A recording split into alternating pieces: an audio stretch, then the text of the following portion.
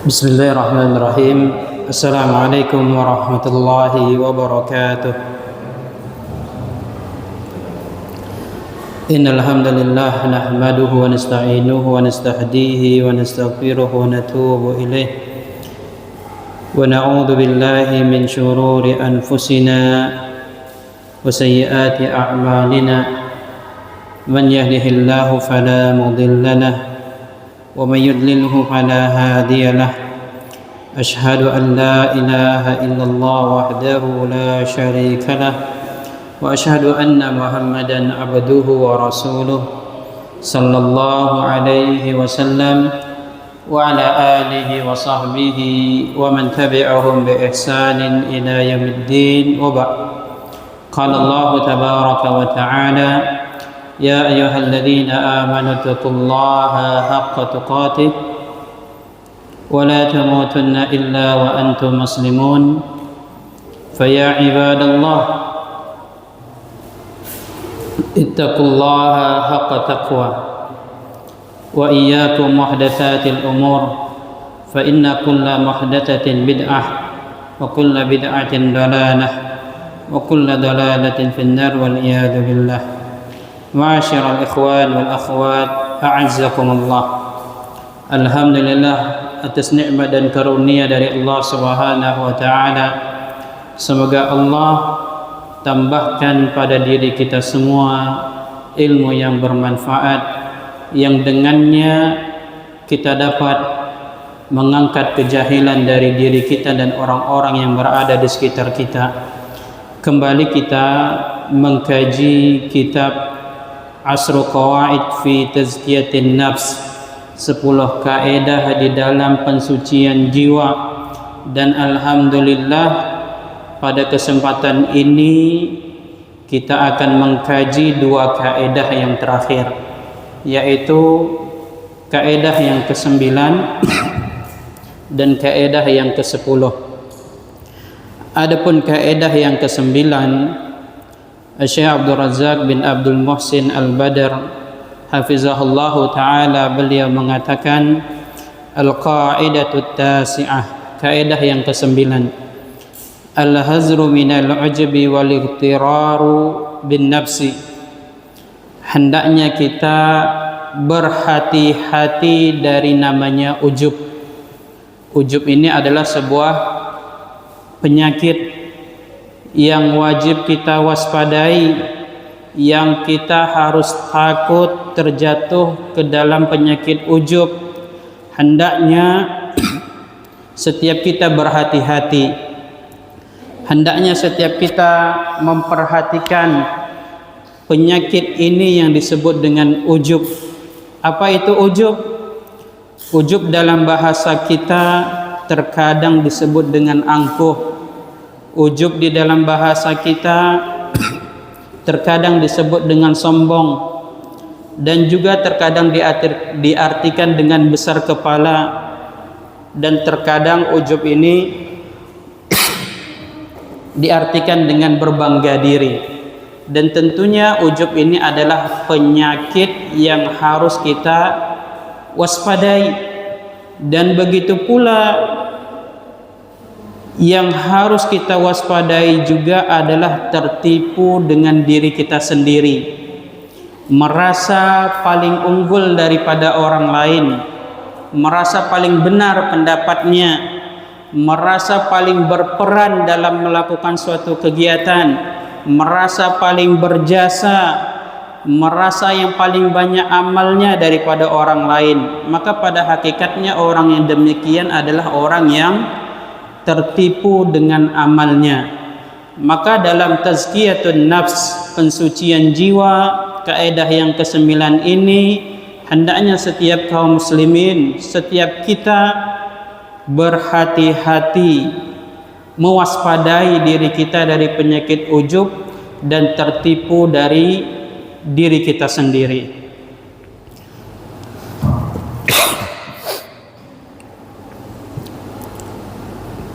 Rasulullah sallallahu alaihi wasallam bersabda, "Lau lam tuznibu la khasyitu 'alaikum ma huwa akbar min dzalik al-ujub al-ujub. Rasulullah sallallahu alaihi wasallam bersabda, "Lau lam taznibu, jikalau kalian tidak berbuat dosa, la khasyitu 'alaikum, maka sungguh aku lebih khawatir terhadap diri kalian, ma huwa akbaru min dzalik, dan itu kekhawatiranku lebih besar daripada perbuatan dosa itu sendiri." Apa itu? Al-ujub al-ujub. Nabi sallallahu alaihi wasallam mengatakan penyakit yang paling berbahaya daripada dosa itu sendiri adalah sifat ujub, sifat ujub. Al-Imam Al-Munawi rahimahullahu taala tatkala menjelaskan hadis ini, kenapa Rasulullah sallallahu alaihi wasallam lebih khawatir yang menimpa kita adalah penyakit ujub ketimbang terjatuh ke dalam perbuatan dosa?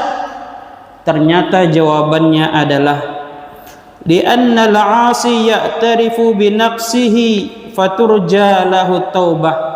Karena orang yang terjatuh ke dalam perbuatan dosa, karena si pelaku maksiat mengetahui perbuatan dosa yang dia lakukan, dia tahu itu adalah perbuatan dosa, maka tentunya si pelaku maksiat ini akan segera bertaubat, karena dia tahu ini adalah perbuatan dosa, ini adalah perbuatan maksiat. Wal mu'jibu maghrurun bi 'amalihi fataubatuhu ba'idah. Sedangkan orang yang ujub terhadap amalnya, merasa dia yang paling benar, merasa dia yang paling suci, merasa dia paling soleh, merasa dia yang paling bagus amalnya, sungguh dia adalah orang yang tertipu. Pada hakikatnya dia telah melakukan perbuatan dosa, namun dia tidak menyadari dirinya. Maka orang yang seperti inilah yang jauh dari namanya taubat. Maka orang yang ujub dengan amalnya biasanya sangat sulit untuk dinasehati. Kenapa? Karena ada di dalam dirinya penyakit ujub. Allah Subhanahu wa taala berfirman, "Fala tuzakku anfusakum huwa a'lamu biman ittaqa." Maka janganlah kalian merasa diri kalian itu suci, maka jangan kalian merasa diri kalian itu baik, maka jangan kalian merasa diri kalian itu saleh. Huwa a'lamu biman ittaqa. Sungguh Allah yang maha mengetahui siapa di antara kalian yang paling bertakwa. Allah Azza wa Jalla melarang kita untuk memuji diri kita, untuk berbangga diri kita, untuk menyatakan bahwa kita ini lebih suci, lebih baik daripada orang lain. Karena ketakwaan itu adalah tempatnya di dalam hati, dan Allah Azza wa Jalla yang paling mengetahui siapa yang paling bertakwa di antara kita. Karena berbangga diri, memuji diri sendiri, ini adalah sebab masuknya penyakit ujub ke dalam jiwa. Dan apabila seseorang memuji dirinya sendiri, berbangga dengan dirinya sendiri, maka ini adalah sebab masuknya penyakit riya yang dapat menghapuskan seluruh amalannya.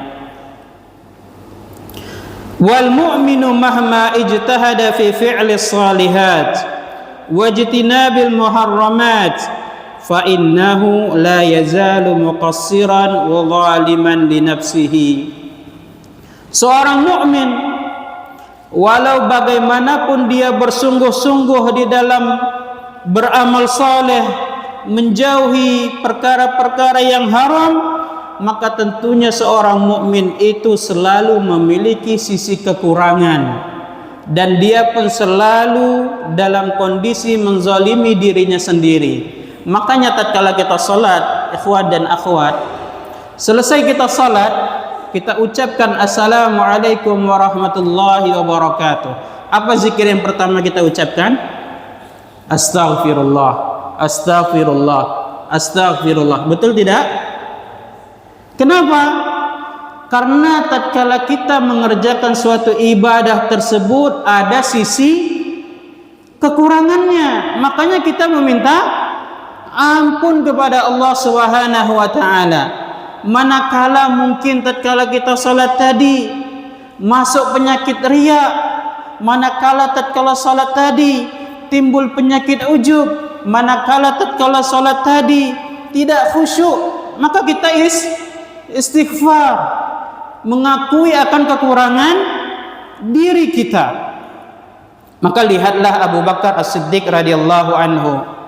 Beliau seorang As-Siddiq, orang yang paling jujur keimanannya pada umat ini, dan beliau adalah manusia terbaik setelah para nabi, dan beliau adalah khalifah pertama dari 4 khulafa ar-rasyidin. Ternyata Abu Bakar As-Siddiq radhiyallahu anhu meminta Nabi sallallahu alaihi wasallam untuk mengajarkannya sebuah doa agar Abu Bakar As-Siddiq radhiyallahu anhu berdoa meminta kepada Allah Subhanahu wa taala di dalam salatnya doa tersebut. Dan ternyata Nabi alaihi salatu wasallam mengajarkan Abu Bakar As-Siddiq sebuah doa, yang mana mungkin doa ini diantara kita sudah pernah kita hafalkan, sudah pernah kita pelajari. Kalaupun kiranya ini belum pernah kita pelajari, belum pernah kita hafalkan, maka ini menjadi suatu ilmu yang baru bagi kita. Apa doanya? Yang doa ini Nabi alaihi salatu wasallam ajarkan kepada Abu Bakar As-Siddiq agar Abu Bakar As-Siddiq berdoa dengan doa itu di dalam salatnya. Berarti saat kapan kita berdoa dengan doa ini? Saat kita sujud dan sebelum salam. Apa doanya? Ini doanya. Kita baca sama-sama. Allahumma inni zalamtu nafsi zulman katsira.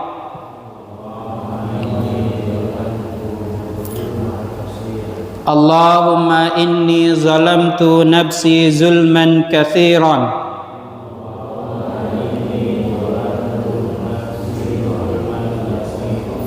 ولا يغفر الذنوب إلا أنت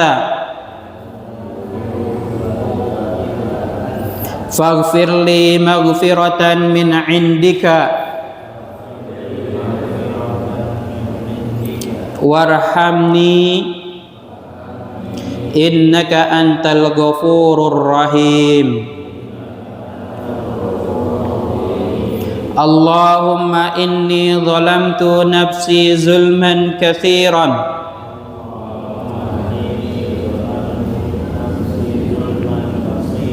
wa la yaghfiru dzunuba illa anta faghfir li maghfiratan min indika warhamni innaka antal ghafurur rahim. Allahumma inni zalamtu nafsi zulman katsiran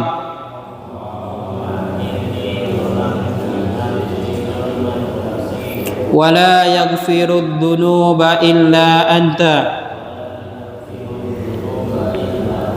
faghfir li maghfiratan min indika warhamni innaka antal ghafurur rahim. Artinya, Allahumma inni zalamtu nafsi zulman katsiran. Ya Allah, sesungguhnya aku telah berbuat zalim pada diriku sendiri dengan kezaliman yang sangat banyak. Wala yaghfirud dzunuba illa anta. dan tidak ada yang dapat mengampuni dosa-dosa kecuali Engkau. Faghfir li maghfiratan min indika, maka ampunilah aku dengan ampunan dari sisimu. Warhamni, dan rahmatilah aku. Innaka antal ghafurur rahim, sesungguhnya Engkaulah yang maha pengampun lagi maha penyayang. Fa kaifa sya'nu biman huwa dunah, kalaulah Abu Bakar As-Siddiq yang demikian saja beliau meminta kepada Nabi sebuah doa agar beliau baca doa ini di dalam solatnya. Beliau mengetahui bahwa diri ini banyak kekurangannya, sering berbuat zalim terhadap diri sendiri, maka tentunya orang-orang yang kedudukannya di bawah Abu Bakar As-Siddiq radhiyallahu taala anhu lebih membutuhkan terhadap doa ini agar kita baca di setiap solat kita, tatkala sujud kita dan tatkala sebelum salam. Sudah hafal doanya? Atau kita ulangi sekali lagi? Baik, kita ulangi sekali lagi. Allahumma inni zalamtu nafsi zulman katsiran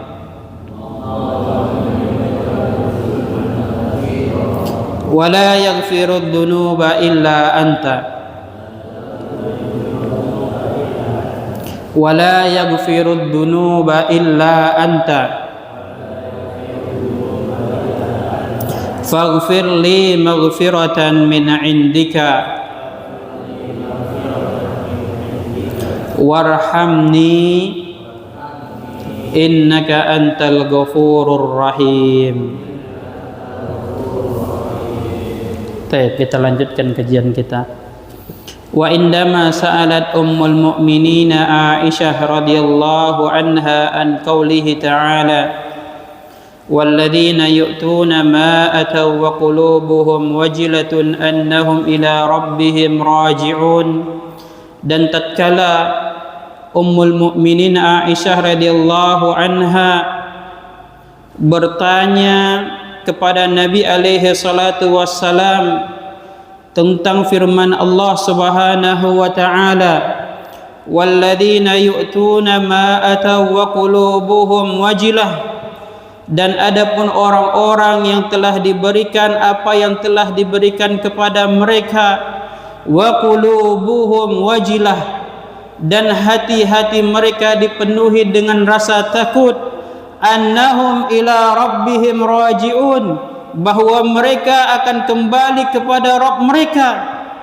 Qalat, Aisyah bertanya tentang tafsir ayat ini, ahumul ladzina yashrabuna al-khamra wa yashrikun.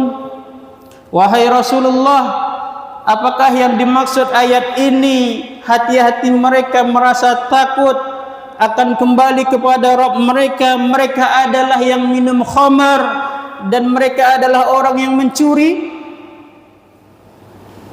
Qala sallallahu alaihi wasallam, Nabi sallallahu alaihi wasallam mengatakan, la ya bintas Siddiq, tidak wahai Aisyah putrinya Abu Bakar As-Siddiq, walakinnahum alladzina yasumuna wa yusalluna wa yatasaddaqun. Ayat tersebut menggambarkan hati mereka dipenuhi rasa takut tatkala kembali kepada Rabb mereka.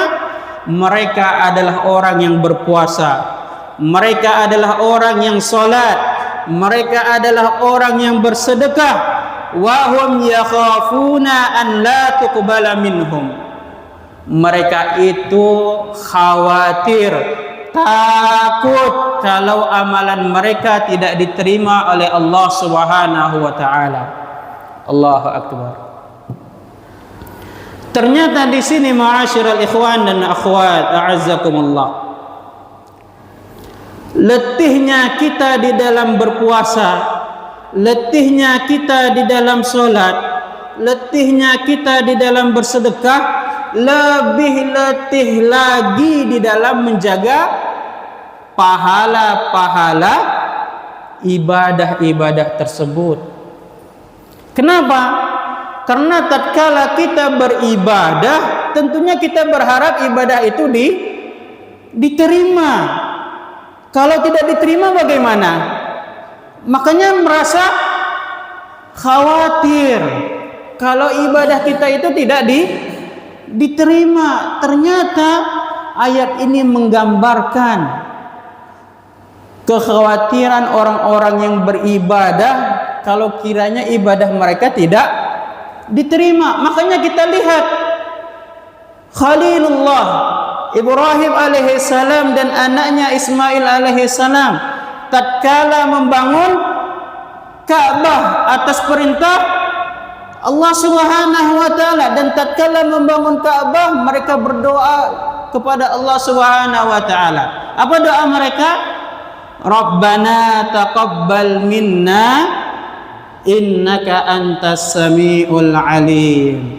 Rabbana, wahai Rabb kami, wahai Tuhan kami, taqabbal minna, terimalah amalan-amalan ibadah kami, innaka antas samiul alim, sesungguhnya engkau maha mendengar lagi maha mengetahui. Maka ini menunjukkan bahwa tatkala kita selesai di dalam melakukan suatu amal ibadah atau sedang melakukan suatu ibadah, maka minta kepada Allah, kita berdoa agar ibadah kita itu diterima oleh Allah. Jangan kita merasa aman, aku sudah beribadah, otomatis ibadahku itu sudah diterima. Tidak, kita harus memiliki rasa khawatir, jangan-jangan ibadahku itu tidak diterima. Jangan merasa aman. Jangan kita tertipu dengan diri kita. Hendaknya kita harus mewaspadai diri kita. Jangan sampai amal ibadah kita itu sia-sia. Jangan kita melakukan penggugur-penggugur amalan ibadah. Karena ujubkah itu? Karena menzolimi orangkah itu? Karena tidak ikhlas atau tidak sesuai dengan tuntunan Rasulullah kah itu? Jangan lakukan penggugur-penggugur amalan ibadah. Wa qala Abdullah bin Abi Mulaikah rahimahullah, adraktu aktsara min salasina sahabiyan kulluhum yakhafun nifaq ala nafsihi.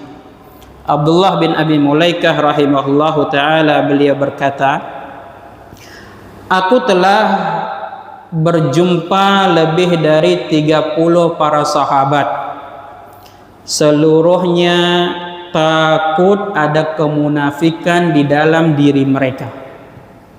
Lihat, lebih dari 30 sahabat,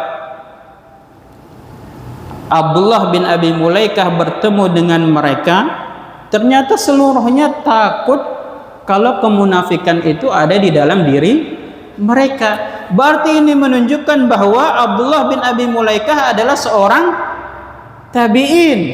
Beliau bertemu dengan lebih daripada 30 sahabat. Semuanya takut kalau ada nifak di dalam jiwa mereka.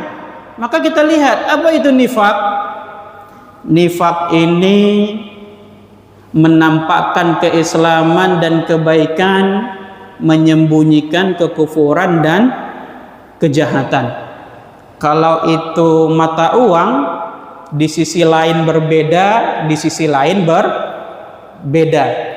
Jadi kemunafikan itu menampakkan keislaman dan kebaikan dan menyembunyikan kekufuran dan kejahatan. Inilah makna kemunafikan, nifak. Dan nifak ini terbagi dua. Ada namanya nifak i'tiqadi, ada namanya nifak amali. Apa itu nifak i'tiqadi? Kemunafikan yang terjadi pada keyakinan seseorang, i'tiqad. Dia menampakkan keislamannya dan dia menyembunyikan kekufurannya. Dia seakan-akan menampakkan cinta Islam, namun pada hakikatnya dia membenci Islam. Karena apa? Karena kekufuran itu ada di dalam dirinya, dan nifaq i'tiqadi inilah yang mengeluarkan seseorang dari Islam. Dan nifaq i'tiqadi ini lebih berbahaya daripada kekufuran, sehingga Allah Subhanahu wa taala mengatakan innal munafiqina fid darkil asfali minan nar. Sesungguhnya orang-orang munafik itu berada di kerak neraka yang paling bawah. Apa itu nifaq amali? Seseorang yang melakukan perbuatan kemunafikan dan dia masih seorang mukmin, hanya saja ada di dalam perilakunya itu perbuatan-perbuatan munafik. Dan nifaq amali ini tidak mengeluarkan seseorang dari Islam, namun harus berhati-hati karena nifaq amali ini menjadi wasilah perantara. Kalau dia tidak menepisnya akan terjatuh ke dalam nifaq i'tiqadi. Apa di antara perbuatan nifaq amali? Kata Nabi alaihi salatu wasalam, idza haddatsa kadzaba. Kalau dia berbicara, dia berkata-kata, dia berdusta. Wa idza wa'ada akhlafa. Kalau dia berjanji, dia mengingkari. Wa idza tumina khana. Kalau dia diberi amanah, dia berkhianat. Maka inilah nifaq amali, kemunafikan di dalam perbuatan. Kedua-duanya, baik itu nifaq i'tiqadi ataupun nifaq amali, kedua-duanya adalah penyakit yang berbahaya, yang harus kita waspadai, yang harus kita hindari.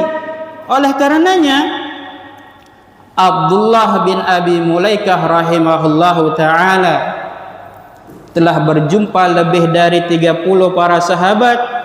Ternyata seluruhnya takut kalau di dalam diri mereka terdapat kemunafikan. Maka kita lihat di antara para sahabat yang mereka disebutkan di dalam sebuah hadis, mereka takut kalau ada kemunafikan itu di dalam diri mereka. Di antaranya disebutkan adalah Abu Bakar As-Siddiq dan Hanzalah. Kita baca hadisnya. An Hanzalah Al-Usaidi qala wa kana min kuttabi Rasulillah sallallahu alaihi wasallam qala lakiyani Abu Bakar. Dari Hanzalah Al-Usaidi, dia termasuk di antara juru tulis Rasulullah sallallahu alaihi wasallam. Kita tahu bahwa nabi kita adalah nabi yang ummi. Beliau sallallahu alaihi wasallam tidak bisa membaca dan tidak bisa menulis, dan Rasulullah memiliki juru tulis beliau. Siapa juru tulis beliau? Hanzalah Al-Usaidi. Ini adalah salah seorang di antara juru tulis Rasulullah sallallahu alaihi wasallam. Jadi Hanzalah Al-Usaidi ini ia berkata, "Laqiyani Abu Bakar." Abu Bakar radhiyallahu taala anhu mendatangiku. Dia menemuiku. Siapa yang menemui Hanzalah? Abu Bakar radhiyallahu anhu. Faqala, maka ketika itu Abu Bakar bertanya kepada Hanzalah, "Kaifa anta ya Hanzalah? Bagaimana kabarmu wahai Hanzalah?" Qala qultu nafaqa Hanzalah. Maka kata Hanzalah, aku ini Hanzalah telah menjadi seorang munafik. Qala subhanallah ma taqul. Maka tatkala itu Abu Bakar mendengar jawaban dari Hanzalah, aku telah menjadi munafik, kata Hanzalah, maka langsung terperangah Abu Bakar As-Siddiq. Subhanallah, kenapa engkau mengatakan demikian wahai Hanzalah? Maka apa jawaban dari Hanzalah? qultu nakunu 'inda Rasulillah sallallahu alaihi wasallam yudzakkiruna bin nari wal jannah hatta ka'anna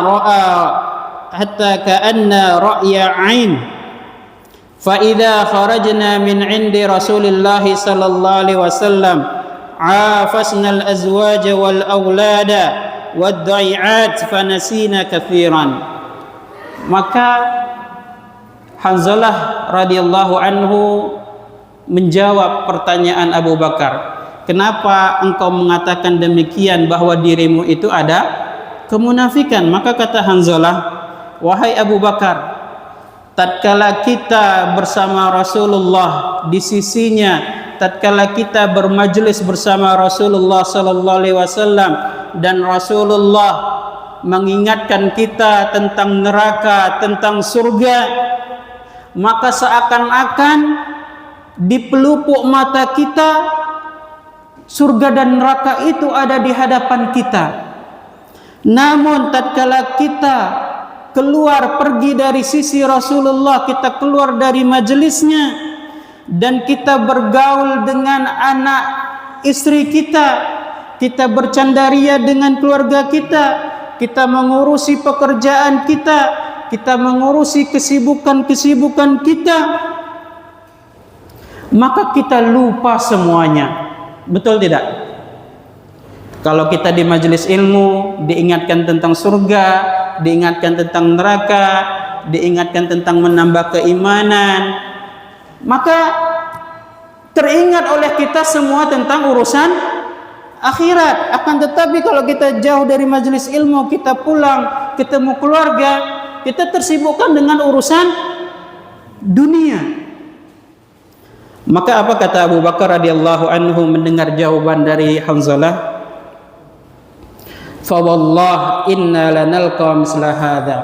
Wallahi demi Allah, kami pun seperti itu, kata Abu Bakar. Apa yang kau rasakan, seperti itulah aku juga merasakannya, kata Abu Bakar. Fantalaqtu ana wa Abu Bakar hatta dakhalna ala Rasulillah sallallahu alaihi wasallam. Maka ternyata ketika terjadi diskusi antara Hanzalah dan Abu Bakar As-Siddiq radhiyallahu anhuma, mereka pun pergi mendatangi Rasulullah sallallahu alaihi wasallam dan Hanzalah memulai diskusi dengan Rasulullah. Qultu nafaqa Hanzalah, wahai Rasulullah, aku adalah Hanzalah telah menjadi seorang munafik. Wahai Rasulullah. Maka tatkala itu Rasulullah sallallahu alaihi wasallam pun bertanya, madzaka, kenapa engkau mengatakan yang demikian wahai Hanzalah? Maka Hanzalah radhiyallahu anhu pun mengatakan, wahai Rasulullah, tatkala kami berada di sisimu, tatkala kami bermajlis denganmu, engkau mengingatkan kami tentang surga dan neraka, maka seakan-akan surga dan neraka itu berada di hadapan kami. Namun tatkala kami keluar dari sisimu, kami kembali ke rumah kami, kami bergaul dengan anak istri kami, kami mengurusi pekerjaan kami, kami sibuk dengan urusan kami, maka kami lupa semuanya. Maka ternyata Rasulullah sallallahu alaihi wasallam mengatakan sebuah kalimat nasihat. Walladzi nafsi biyadihi, demi jiwa Muhammad yang berada di tangan Rabb-Nya, in law tadumuna ala ma takununa indi wa fi dzikri, jikalau kalian semua berada di dalam kondisi sebagaimana kalian berada di sisiku, kalian mengingat tentang surga dan neraka, maka lasafahatkumul malaikah ala furushikum wa fi turukikum, niscaya para malaikat akan menjabat tangan kalian di atas tempat tidur kalian dan di jalan kalian. Kalau kita apa? Selalu mengingat akhirat, sebagaimana kita mengingat akhirat di dalam majelis-majelis ilmu. Lasafahatkumul malaikah, niscaya para malaikat akan menjabat tangan kalian di tempat tidur kalian dan di jalan kalian. Walakin ya Hanzalah, akan tetapi wahai Hanzalah, sa'ah, sesaat, lakukanlah sesaat. Nabi SAW mengulanginya 3 kali. Maka di dalam hadis ini kita dapat memetik faedah. Yang pertama, tatkala kita bertemu dengan saudara kita sesama kaum muslimin, hendaknya kita bertanya tentang keadaannya. Kita bertanya bagaimana tentang kabarnya. Sebagaimana Abu Bakar As-Siddiq bertanya tentang keadaan Hanzalah. Ya, jadi misalnya tatkala ana bertemu dengan antum, tatkala antum bertemu dengan ana, maka mulailah untuk bertanya bagaimana keadaan. Ini sebagaimana sahabat yang mulia Abu Bakar As-Siddiq, khalifah yang pertama yang memiliki kedudukan, beliau bertanya kepada sahabat yang lainnya tentang keadaannya. Ini pelajaran yang pertama yang kita ambil. Yang kedua, kekhawatiran seorang hamba apabila ada kemunafikan di dalam diri mereka. Kenapa Hanzalah dan Abu Bakar khawatir kalau ada kemunafikan di dalam diri mereka? Karena mereka mendapati kalau di sisi Rasulullah ingat akhirat, kalau tiba di rumah ingat dunia. Ini kan dua kondisi yang berbeda. Jadi seakan-akan apa? Ada kemunafikan di dalam diri. Ternyata ini ditepis oleh Rasulullah sallallahu alaihi wasallam. Tidak demikian. Kenapa? Karena apa? Kata Rasulullah sallallahu alaihi wasallam, sa'ah, sesaat. Ini menunjukkan terkadang keimanan kita itu tinggi, terkadang keimanan kita itu menurun, terkadang kita semangat beribadah, terkadang kita lemah di dalam beribadah, ada rasa malas, ada rasa futur, dan itu bukanlah bentuk sebuah kemunafikan, tapi itu adalah tingkat barometer keimanan kita. Makanya faedah selanjutnya apa? Seorang mukmin itu tidak boleh jauh dari majelis ilmu. Kenapa? Karena tatkala kita jauh dari majelis ilmu, khawatirnya hati kita ini akan menjadi gersang, tidak terairi dengan cahaya-cahaya kebaikan. Maka ini menunjukkan bahwa hadirnya kita di majelis ilmu, kita mendapatkan cahaya kebaikan. Maka kalau ada panggilan-panggilan untuk hadir majelis ilmu, kalau tidak ada kesibukan yang lain, maka hadirlah. Karena ini akan menjadi hati kita ini akan merasa bahagia, tentram, karena disirami dengan cahaya ilmu dan kebaikan.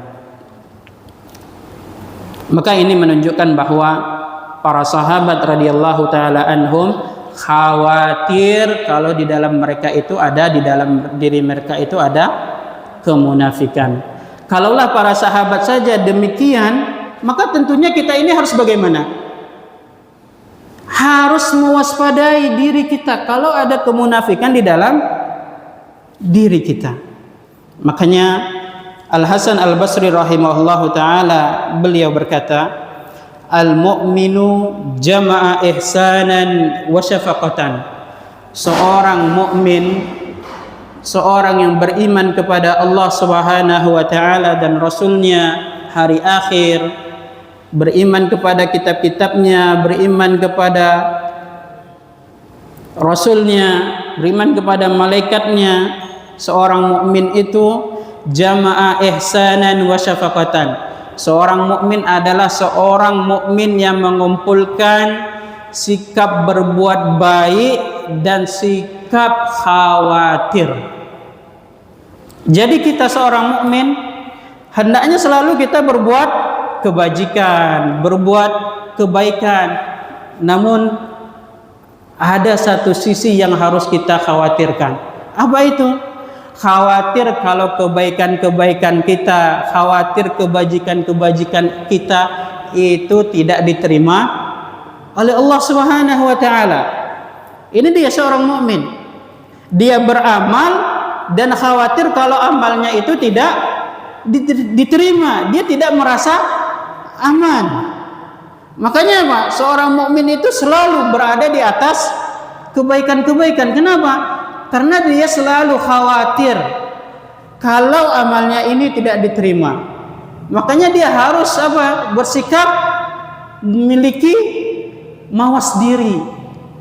Nggak boleh dia merasa aman. Yang penting aku udah sholat. Yang penting aku udah sudah ngaji. Tidak, seorang mukmin tidak seperti itu. Ketika dia sholat, dia perhatikan apakah sholatnya itu sudah benar gerakannya, apakah sudah ikhlas, apakah sudah sesuai dengan tuntunan Rasulullah, apakah sudah jauh dari perbuatan ujub, apakah sudah terjauh dari perbuatan riya. Dia perhatikan. Wal munafiqu, dan adapun seorang munafik, jama'a isaatan wa amnan, dia mengumpulkan perbuatan buruk, perbuatan kejahatan, wa amnan, dan rasa aman. Makanya lihat, orang yang berbuat kejahatan itu merasa hidupnya aman-aman aja. Nggak apa-apa maksiat di waktu muda, nanti kan waktu tua bisa taubat. Iya kalau bertobat, kalau tidak. Makanya ini perlu kita perhatikan di dalam diri kita. Di antara ciri-ciri orang munafik, dia selalu berbuat kejahatan dan dia merasa aman dengan kejahatannya. Dia merasa ya nggak apa-apa berbuat dosa, Allah kan Maha Pengampun. Inilah yang membuat dia menunda-nunda taubat. Tsumma tala Al-Hasan, kemudian Al-Hasan Al-Basri rahimahullahu taala membacakan sebuah ayat, innal ladzina hum min khasyati rabbihim musfiqun. Dan sesungguhnya orang-orang yang takut kepada Rabb mereka adalah orang-orang yang khawatir amalan mereka tidak diterima oleh Allah Subhanahu wa taala.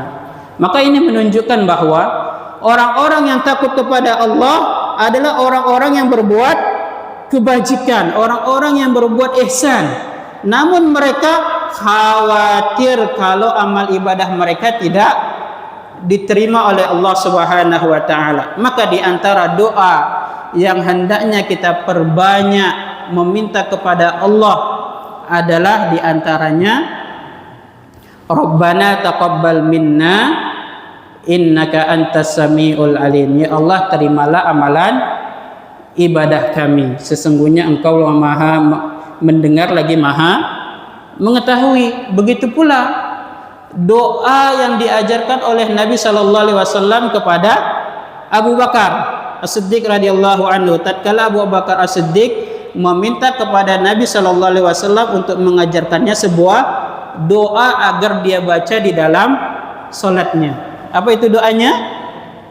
Allahumma inni zalamtu nafsi zulman katsiran wala yaghfirud dunuba illa anta faghfir li maghfiratan min indika warhamni innaka antal ghafurur rahim.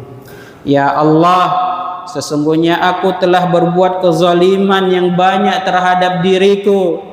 Tidak ada yang mengampuni dosa-dosa kecuali Engkau ya Allah. Maka ampunilah aku dengan maghfirah, dengan ampunan dari sisimu, dan rahmatilah aku, sesungguhnya Engkaulah yang Maha Pengampun lagi Maha Penyayang.